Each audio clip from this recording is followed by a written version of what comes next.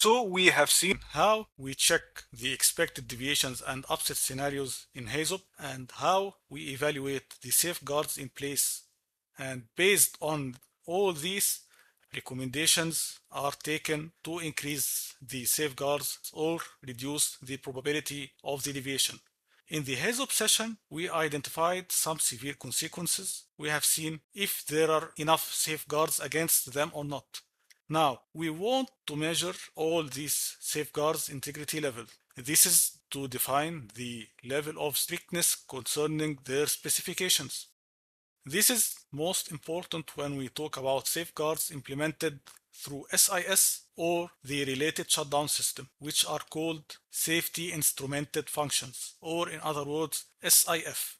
For example, we have seen HIPS system working as a protection against overpressure in the upstream system.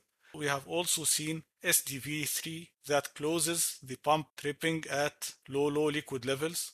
All these are considered as safety instrumented functions, or SIF or SIF. We need to assess the criticality of these functions and how their failure on demand shall affect the safety of the plant. Based on this criticality, we shall determine their software and hardware requirements to achieve the reliability we need. This is commonly done through cell assessment. Cell stands for Safety Integrity Level. Here we want to evaluate the required level of safety for a safety instrumented function.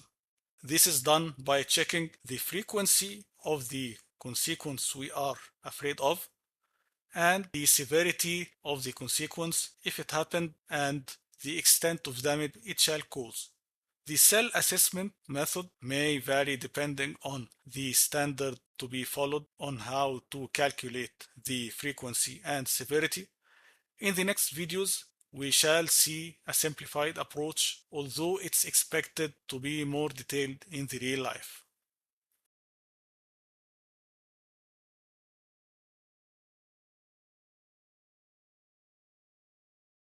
So, if we are talking about an overpressure consequence, we need to analyze its frequency, how frequently this consequence may happen. This can be done by analyzing the probability of cause failure, which is equal to the number of failures per year. For example, the failure of the control loop, it can be estimated to be once per 10 years. So it shall be 0.1 here. In addition, we need to check our independent protection layers, which are commonly called as IPL, and consider the probability of failure on demand, or in other words, PFD of each layer.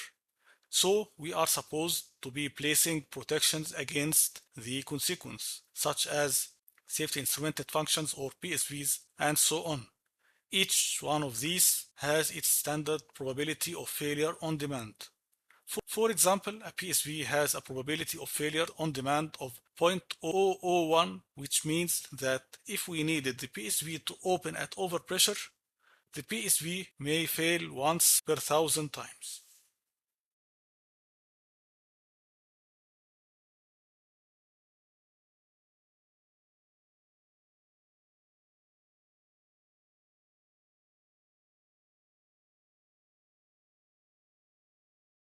For safety instrumented functions, here we are talking about the whole shutdown loop.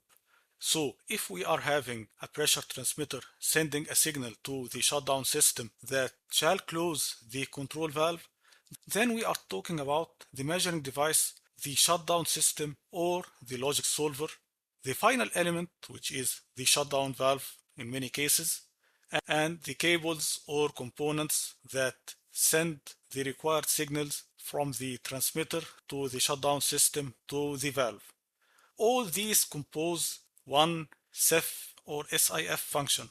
The reliability of SIF functions here is measured by their cell rating, which represents the reliability of its software and hardware components. So if the SIF function has a cell 2 rating, then it should be applied on all its components. If one of its components is cell 1, then the cell rating of the whole loop shall drop to cell 1. Now, to get the probability of failure on demand of a SIF function, we shall check out its cell rating. If the cell rating is cell 1, then its probability of failure on demand shall start from 0.01. If it is cell 2, then the probability of failure on demand shall be 0.001. If it is cell 3, then the PFD shall be 0.0001.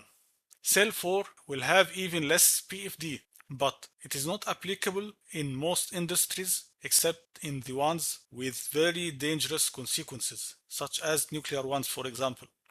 In other industries, cell 2 is commonly used, and in some cases we use cell 3. So in order to get the consequence frequency, we multiply the frequency of initiating event by PFD of all independent layers. Now we can know the frequency of the overpressure scenario.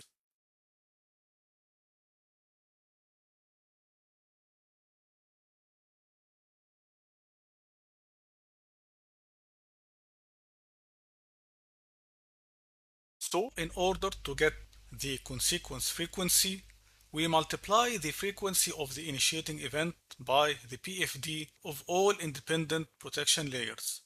For example, if the control loop failure frequency can occur once per 10 years, the cause failure frequency shall be equal to 0.01. We are having a PSV and cell 1 rating shutdown loop. The PSV PFD is 0.001 and cell 1 rating PFD is 0.01. So the total PFD of independent protection loops shall be multiplying both PFD of the PSV and that of the cell 1 shutdown loop, which shall be 0.0001. Now we can calculate the frequency of the overpressure consequence in this case, which shall be equal to 0.401, which means that this consequence shall happen once per 10,000 years. A very low probability, but it still can happen at any time. That's why the frequency should be coupled with the severity of the consequence in order to give a correct judgment of the criticality of the consequence and the reliability of the layers of protection.